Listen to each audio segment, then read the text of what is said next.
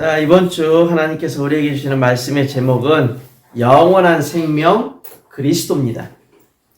오늘부터 우리가 요한 1서의 말씀을 이제 보게 됩니다.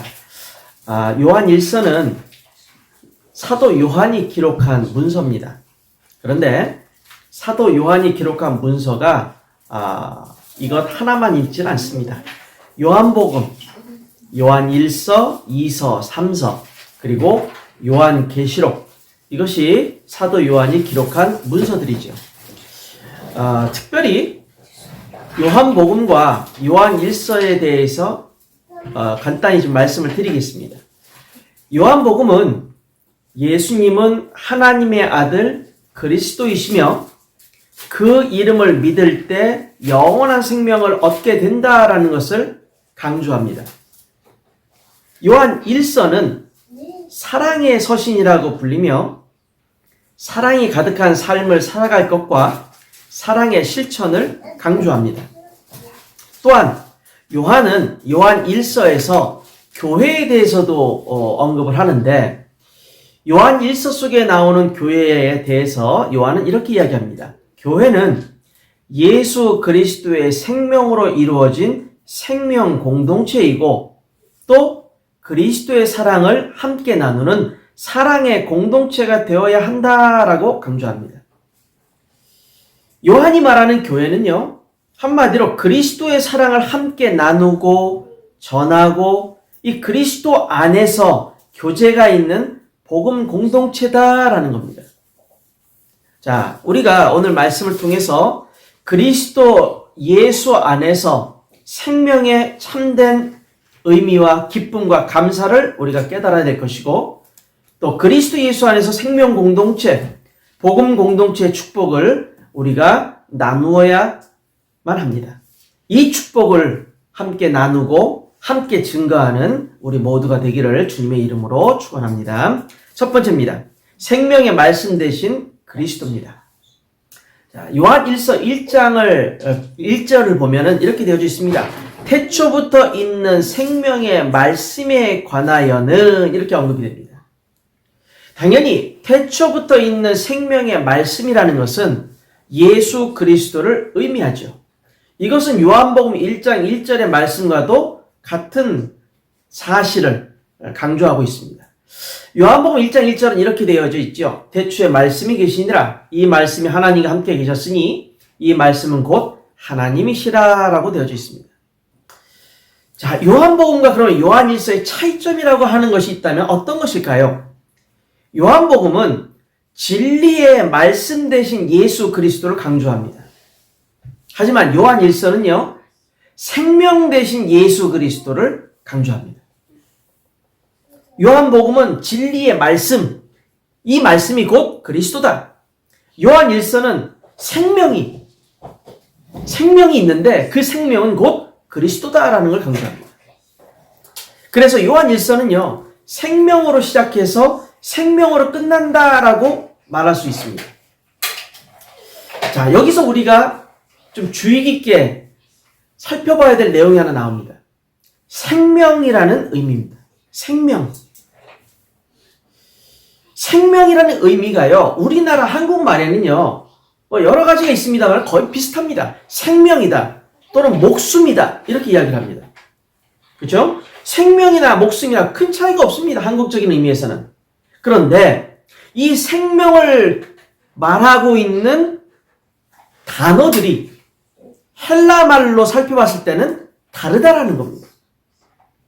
우리가 잘 알다시피 신약 성경은 헬라말, 즉 그리스어로 기록이 되어져 있어요. 네, 생명이라는 것을 의미하는 단어가 그리스어에는 두 가지 단어가 있습니다. 이 두 단어의 의미가 서로 달라요. 그거를 우리가 한번 살펴봐야 될 필요가 있다는 겁니다. 왜요? 생명 대신 그리스도를 우리가 이야기하는 데 있어서 이게 필요하기 때문입니다. 자, 그렇다면 한번 살펴보죠. 생명이라는 말은 첫 번째 헬라말로 조에라는 말이 있습니다. 조에. 이 조에라는 단어는 하나님이 주신 생명이라는 의미입니다. 영적인 생명, 영원한 생명을 의미할 때 조에라는 단어가 쓰입니다. 한마디로 이 조에라는 단어, 즉 생명은 그리스도를 통해서만 얻게 되는 생명을 의미합니다.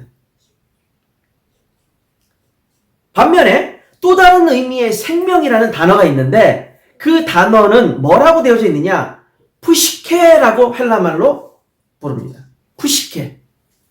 이 푸시케라는 이 단어는 생명을 의미하고 목숨을 의미하는데요. 이거는 어떤 의미를 갖느냐? 육신적인 생명을 의미합니다. 육신적인 생명. 즉 인간이 한번 태어나면요. 태어난 이후로 우리 인간의 생명은 어딜 향해 갑니까? 죽음을 향해 가는 겁니다. 멸망의 길을 향해 가는 겁니다. 이걸 의미하는 단어가 푸시케라는 겁니다.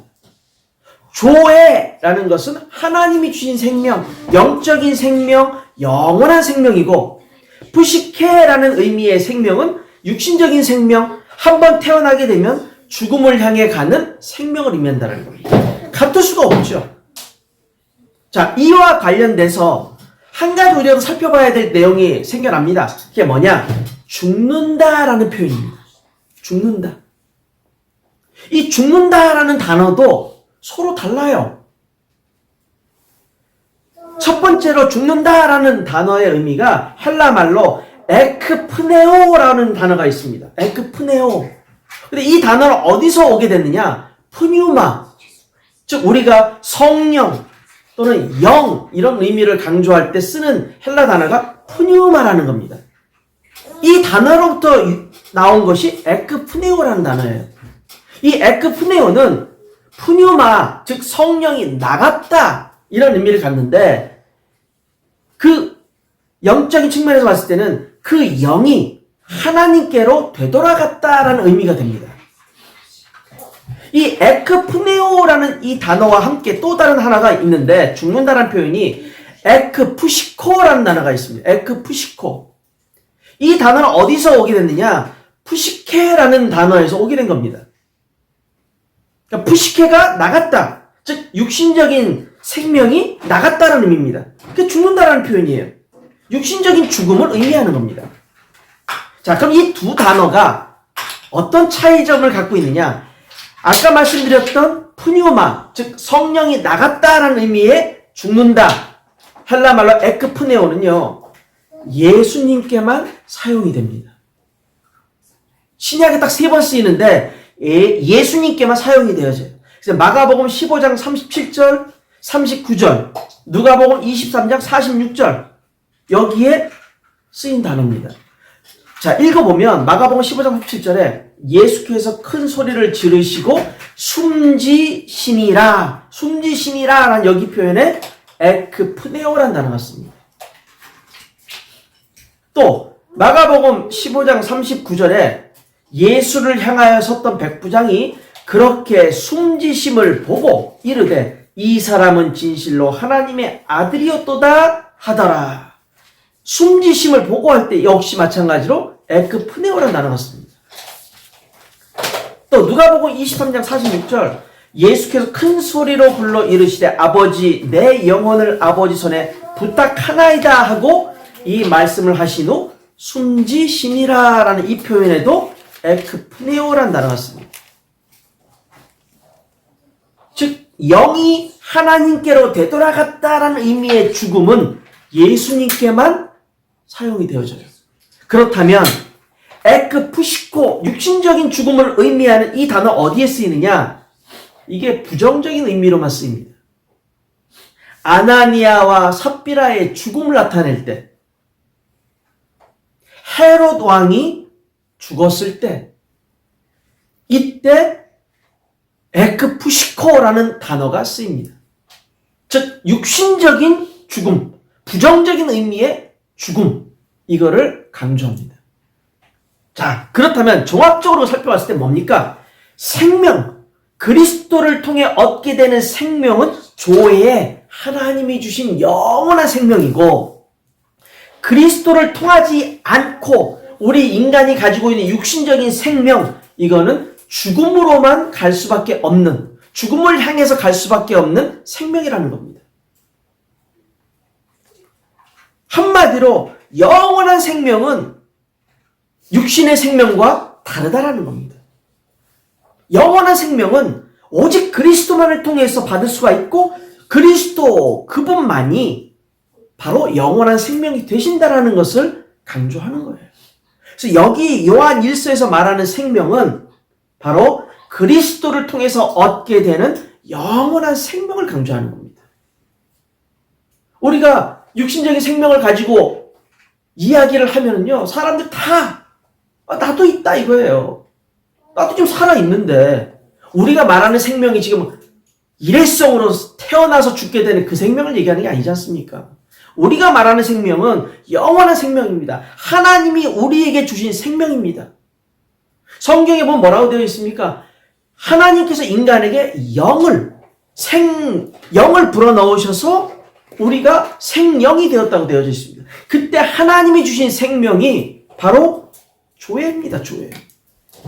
그런데 육신적인 생명을 우리가 흙으로 지음받았다고 되었을 때 그 생명이 바로 푸시케입니다. 하나님을 떠난 인간은 영원한 생명에 대한 이 축복을 놓쳐버린 거예요. 그래서 육신적인 생명만 가지고 살아가는 겁니다. 하나님을 알지 못한 채, 영원한 생명을 잃어버린 채, 그 그리스도를 통해서만 회복되어질 수 있는 생명이 바로 조회, 영원한 생명. 하나님께서 주시는 생명.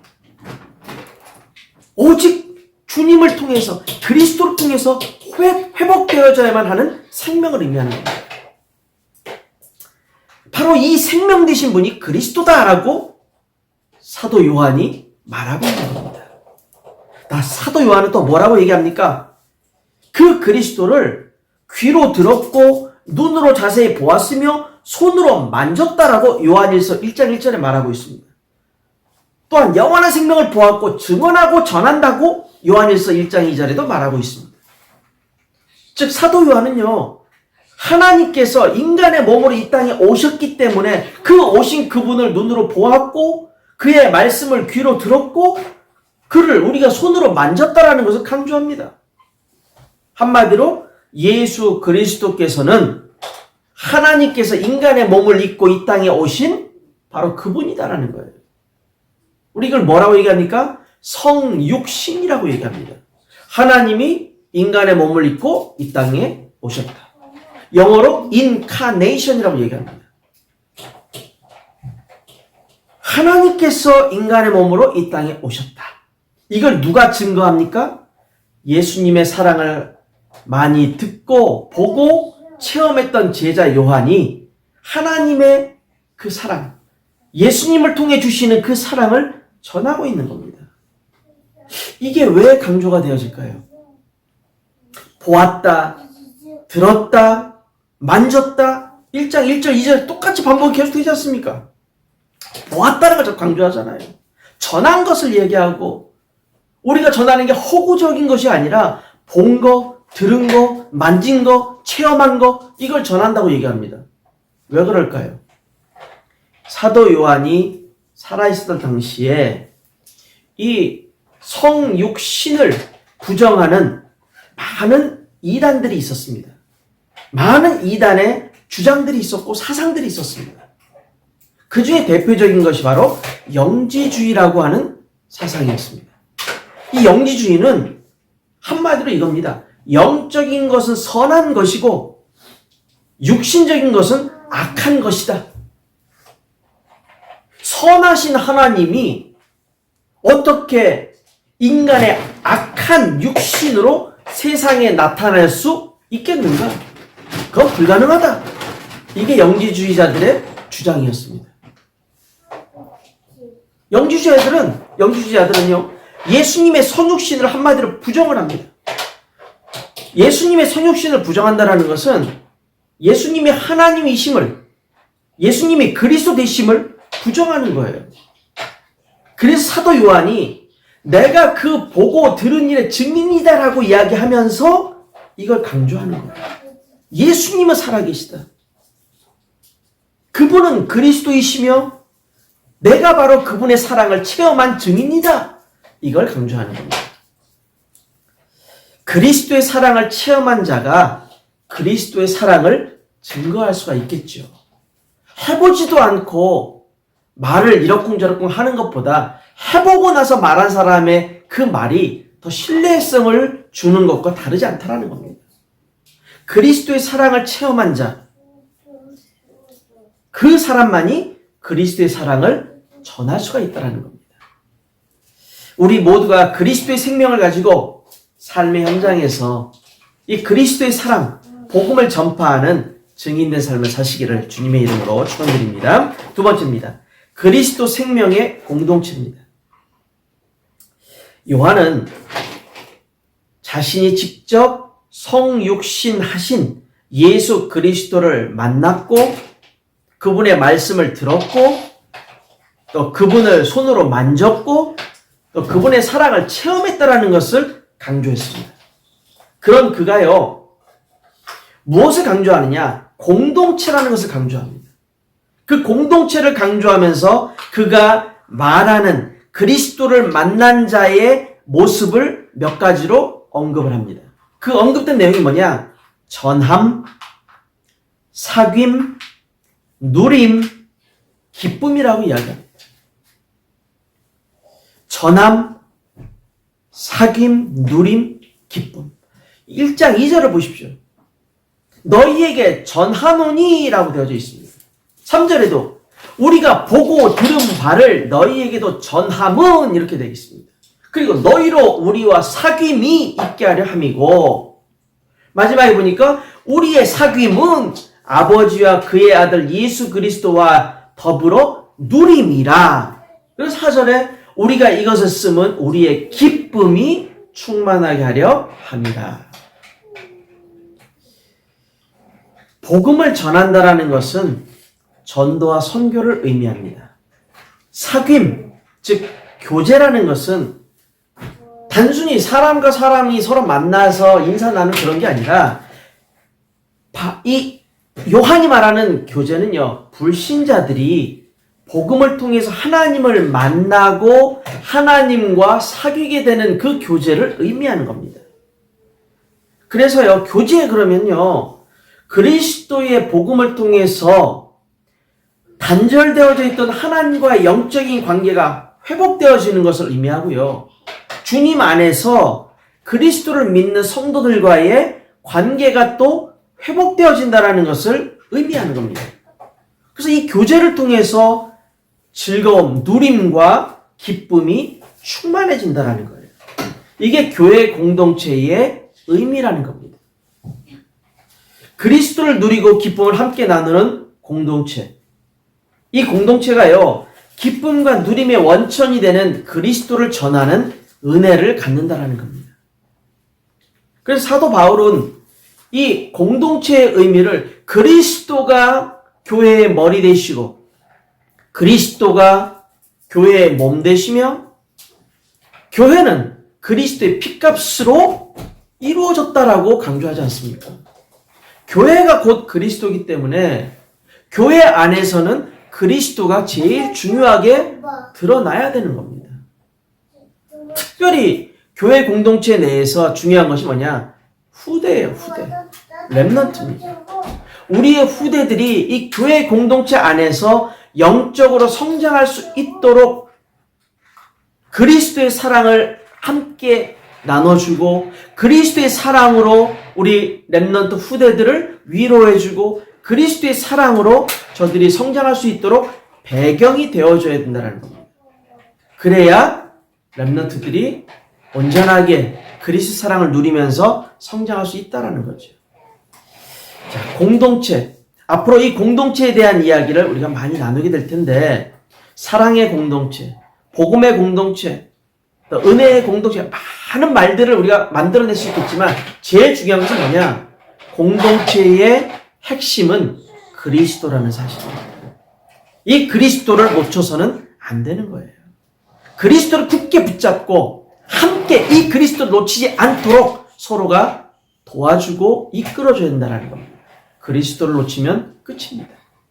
그래서 사람을 보면 안 되고 환경을 보면 안 되고 교회의 외적인 모습을 보면 안 되는 겁니다.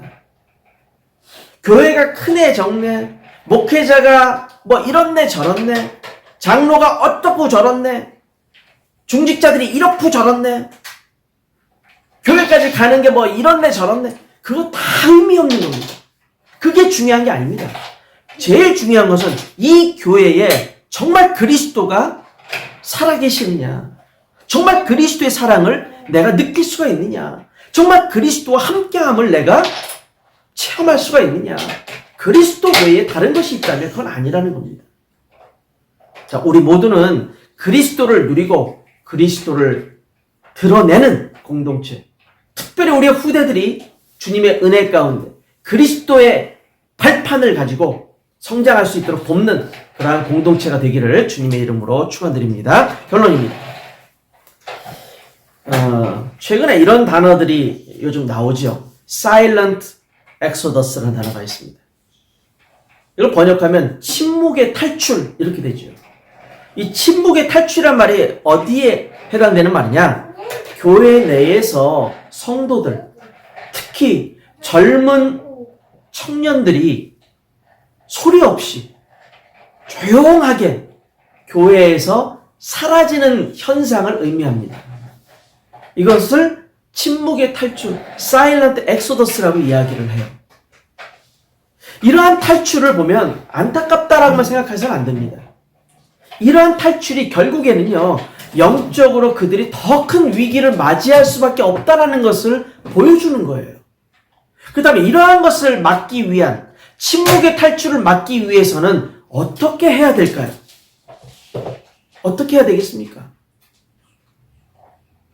그거는요, 공동체 안에서 확실하게 그리스도의 중요성을 강조해야 된다는 겁니다. 그리스도와 어떤 상황 속에서도, 어떤 문제 속에서도, 어떤 환경 속에서도 그리스도를 놓쳐서는 안 된다라고 우리가 가르쳐주고, 그것을 위에서 기도해주고, 또 그것을 체험할 수 있도록 이끌어줘야 된다는 겁니다. 그리스도와 함께하는 것이 그 어떤 것보다도 중요하다는 것을 깨닫게 해줘야 돼요. 그리스도와 함께, 그리스도의 사랑 안에 언제나 이것이 중요하다는 겁니다. 그래서 공동체 안에서 그리스도의 사랑을 함께 나눌 수가 있으면 떠날 이유가 없죠. 요한복음 15장 1절에 11절 보면요, 두 가지 내용이 계속 반복됩니다. 한 가지는 뭐냐면 내 안에 거하라는 것입니다. 예수님이 직접 말씀하셨어요.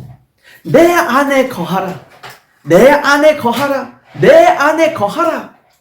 이걸 계속 강조하십니다. 그러지 않을 경우에 대해서 반복적으로 말씀하세요. 붙어있지 않으면 스스로 열매를 맺지 못한다. 나를 떠나서는 너희가 아무것도 할 수 없다. 주님은 계속 이걸 말씀하신단 말이에요. 우리가 신앙생활을 배워나갈 때, 또 우리의 자녀들에게 신앙생활을 가르쳐 줄 때, 또 우리가 신앙생활의 모델이 되어질 때 뭐가 제일 중요하냐? 주님 안에 어떠한 상황과 어떠한 문제와 어떠한 환경 가운데서도 주님 안에 붙어 있으려고 하는 내 모습을 보여줘야 된다는 겁니다. 어떻게든 주님을 붙잡고 어떻게든 그리스도와 함께 하려고 하는, 어떻게든 그리스도의 사랑의 축복을 놓치지 않으려고 하는 그것을 후대들에게 보여주고 청년들에게 보여주고 또 다른 주변의 사람들에게 보여줄 수 있다면 그들이 그것을 놓치지 않겠죠. 이 그리스도의 사랑이 얼마나 중요한지 내가 확실하게 보여준다는 말이죠. 로마서 8장 38절 39절에 뭐라고 바울은 이야기합니까? 내가 확신하노니 사망이나 생명이나 천사들이나 권세자들이나 현재일이나 장래일이나 능력이나 높음이나 깊음이나 다른 어떤 피조물이라도 우리를 우리 주 그리스도 예수 안에 있는 하나님의 사랑에서 끊을 수 없으리라. 왜 떠납니까, 교회를? 교회를 떠난다는 얘기는 단순히 교회만 떠난다는 얘기가 아닙니다. 그리스도를 떠난다는 얘기입니다. 그리스도를 굳게 붙잡아야 될 이유를 모르니까, 그리스도의 사랑이 얼마나 큰지 얼마나 크고 나한테 위대한지 그거를 체험치 못했으니까. 그 의미를 내가 못 깨달으니까. 그러니까 떠나는 거죠. 주님은 말씀하십니다. 내 안에 거하라. 어떠한 문제 사건에 휘말리지 말고 중심을 다해서 내 안에 거하라. 그러면 열매를 맺을 수 있다는 겁니다. 너희의 기쁨이 충만하리라라고 말씀합니다. 그것을 놓쳤을 때 우리는 아무것도 할 수가 없습니다. 내가 이룰 수 있는 것 같아도 절대 이루지 않습니다. 교회도 마찬가지입니다. 교회의 핵심이 그리스도가 아니면, 교회의 중심이 그리스도의 사랑으로 뭉쳐져 있지 않으면 아무리 교회가 커도요 무너지는 건 한순간입니다. 예루살렘 교회, 초대교회의 모습들, 그 모습이 지금 남아있습니까? 안 남아있습니다. 미국 교회, 유럽 교회, 그 모습이 지금 남아있습니까? 건물만 남아있습니다. 한국 교회, 그 모습이 얼마큼 지속될지 아무도 모릅니다. 그러나 중요한 것은 그리스도 안에, 그리스도의 사랑을 우리가 붙잡고 있으면, 놓치지 않고 있으면 우리는 언제든 열매를 맺을 수 있다는 사실입니다. 성도 여러분, 영원한 생명, 그리스도의 증인 되시고 그리스도의 사랑을 충만하게 누리시고 그리스도의 은혜 가운데 강한 여러분 모두가 되시기를 주님의 이름으로 축원드립니다. 기도하겠습니다.